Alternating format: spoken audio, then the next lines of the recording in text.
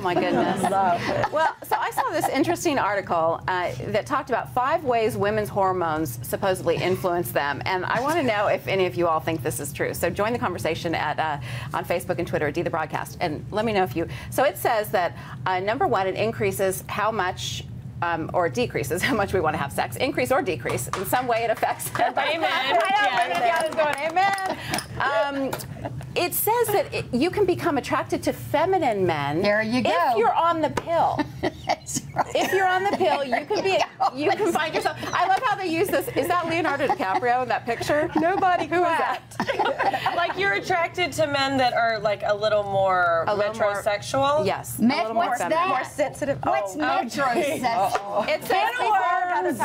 It says before taking birth control, the women reported being attracted to faces with more traditionally masculine features, like larger jaws and more prominent brows and blah, blah, blah. I like that kind of man. But then when they got on the pill, it changed. Interesting. And there are ways like hormones affect you, like when your kids come home, you go, get in your room. Oh, yeah, you turn into a monster, yeah. It says that they can also sway your voting preferences. Like Your voting preferences? Mm-hmm. Like Democrat or Republican? Ovulating women are more likely to vote for a liberal candidate because they felt sexier. Oh, who is the crackpot that wrote that? How about that? This is some deep research. I think this is great. It can sway our career choices. It says that, let's see, blah, blah, blah. They found that, okay, hang on. Who wrote this? The Huffington Post. Well, okay. There we go. It says that the hormones can make you want to work with people later on in life and become teachers, while masculine hormones make you want to be a scientist. And this is on Newsweek, isn't it? This is in the medical journal. All this information. It is a scientific study, Susie. It's been proven. It By also whom? Tell me. hormones By also whom? make us like bad boys. By whom is this a scientific They make you like bad. I would agree with that. Because I like bad boys. Yeah, but it doesn't say who wrote it. Yes, it does. Read Okay. it. Read all through. We And don't have time what to read all is through the this whole thing. person? But I'm telling you, there's truth to this. Have you Emma ever... Gray. Basically, what it means is when it's that time of month, when you're ovulating, do not choose a man. No, but you know what? It makes it really hard when you're ovulating, because I will say, and we talked about this like a week ago. I remember when Candace was here. I think we talked about this.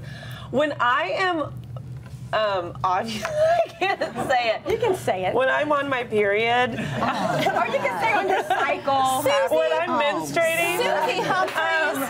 I always notice that guys hit on me more at the bar. Yes. And me and my girlfriends have talked about this before. That guys, it's like a moth to a flame. It's and science, I feel baby. sexier, It's science. and I feel like I fill out a dress better, and just like You my feel skin sexier. looks glowy. Really? I feel bloated. I feel bloated before my I am period. miserable. I just want a big old burger, a Whopper, and a banana split. But men love And I want burgers, Emmett so to maybe stay that's away. why. Stay away. See, I feel really sexy when I'm on my period. Isn't that bizarre? That is I think it changes because throughout the month your hormones change, and men in the audience, you always wanted to know this, I'm sure.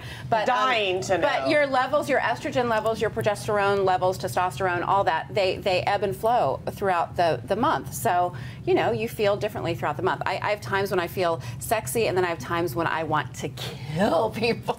So then So You why say don't that? we just be it and not talk about it? Oh, gosh. Susie doesn't want to talk about anything today. Because men need to know what we're going through. Let's Talk about anything. Let's talk about menopause. Okay. Let's talk about that. What happens with menopause? I don't know. It happened to me so long ago I've forgotten.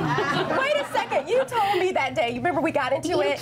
You don't have menopause at 75. So you lied to me? No, I'm just making a joke. I mean, I've been out of menopause since like I was 50. So when you're out of menopause, then what does that mean? It means You're that postmenopausal. you're more apt to like gay men and be sexy with older women.